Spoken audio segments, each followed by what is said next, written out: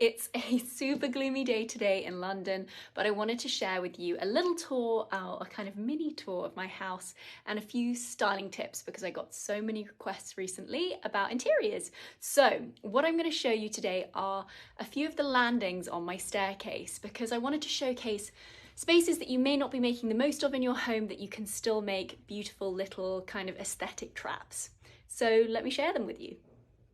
These are the main stairs in my house, so we're going to head up here to have a look at the landings. This is the first landing you get to as you come into my home. This you might recognize as where I take all my outfit pics. And I really wanted to highlight it to you because it's a space that you can make beautiful and a focus that you might not be using at the moment. So the main focus of this space is obviously the table. I bought it at Christie's at auction and it is an Italian antique table. Sadly, the original top got broken, but I love this one that I had cut for it and it's still really, really beautiful.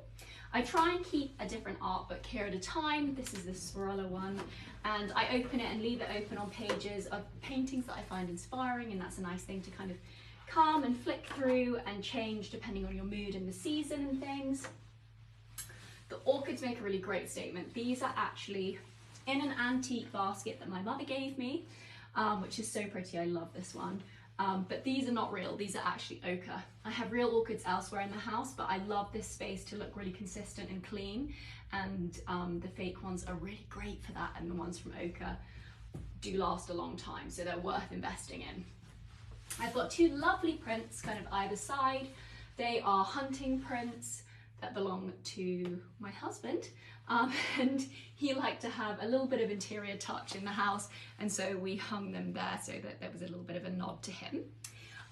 This mirror you guys will have seen me use a lot. This is a West Elm mirror. I have two of them. I have one with a brass frame and this one's with a nickel frame, and they are just really great for opening up the space, bringing in light. Honestly, I don't know if I'd have a mirror here if I didn't want to take outfit pics, but it is a really great space where there's a full big window for light, and the mirror gives me a really nice kind of reflective element here. I also have these gorgeous balls.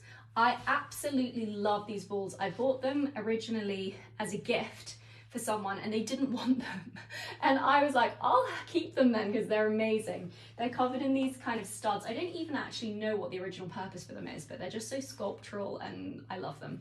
So they have always lived here, and they actually, if you roll them away, they're so heavy they've left a dent in the carpet, so I can't move them now. I'm stuck with them there forever. The beautiful lantern is from Jam. I absolutely love Jam's antique pieces as well as their designs. They are so stunning. They're, for me, the absolute ultimate in globe lanterns and fireplaces. That's really their specialism, and I love them. So I have a matching lantern here and in front of the front door, and they just really kind of set a tone. The chains are really exceptional. And then I have this very simple blind behind, which is like a kind of crushed linen. It's a really lovely kind of nothing natural colour that blends into the space. So I hope this will be kind of an inspiration for you guys in terms of what you can do in spaces that seem otherwise to be pointless, and creating just like really beautiful little pockets within your home. So let's head up the stairs to the next landing. This space is not a big one at all, but I've still, as my mother would say, crammed a lot in here to make a little statement. So let me talk you through everything that you can see. This is a really snug landing. As you can see, it's really more of a turn on the stairs. And there's like a little collection of things that I've got happening, which are kind of colour and thematic. So I've got a kind of red, brown theme happening, but a lot of the pieces here have a lot of emotional meaning to me.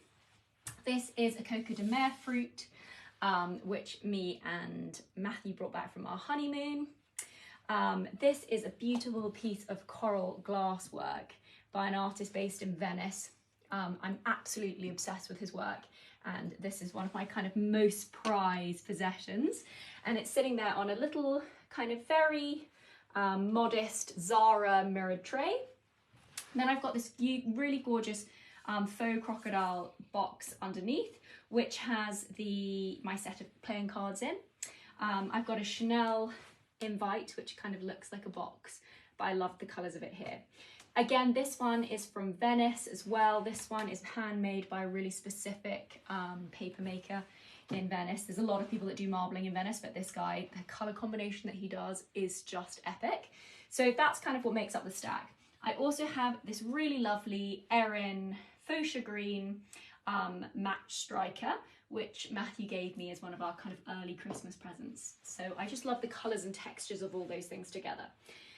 This little table, it's like a little half loon table, but it actually folds out. There's a third leg that kind of pops out and the top flips over and you get a kind of full circular table. So if we ever want to play cards, even though it's not a square table, this is the table that we just kind of lift out of the landing and into our drawing room and we play cards there. This gorgeous Chinese ancestor painting I found really quite affordably at a small auction house.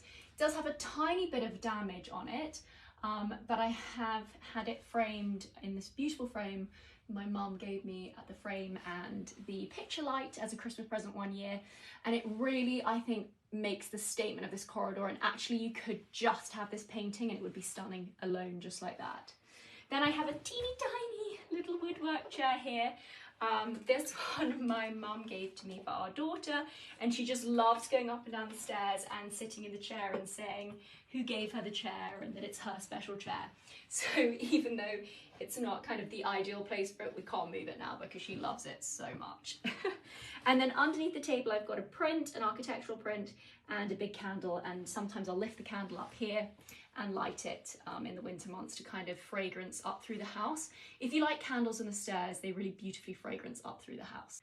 I really hope you enjoyed this little vignette into our home and that you kind of got a little bit of inspiration and some styling tips for how you might be able to kind of bring to life the unloved corners of your homes. If you have any questions, of course, pop me a message in the comments below and I'll get right back to you.